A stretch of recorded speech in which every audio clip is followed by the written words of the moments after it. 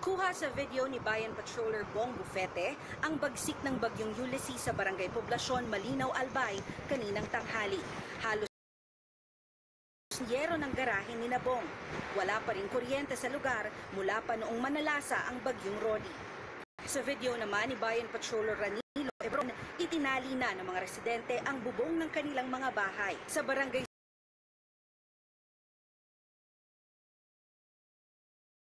salon ng dagat.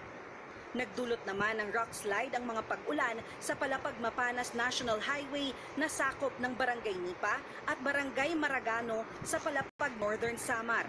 Walang nasaktan sa insidente at nagsasagawa na rin ng clearing operation ng DPWH. Hindi naman madaanan ang Katmon at Karay-Karay Bridge sa Naval Biliran dahil sa walang tigil na pag-ulan simula pa kagabi. Umapaw ang tubig sa Karay-Karay River, kaya hindi madaanan ang Detour Bridge na nasa isa sa mga main road sa bayan.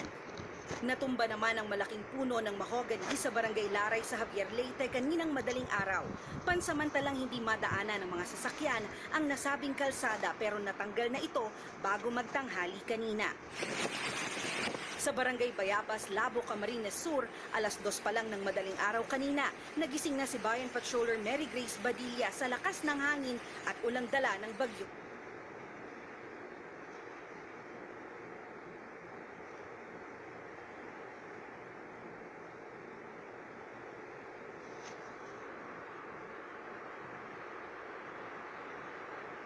Ulysses.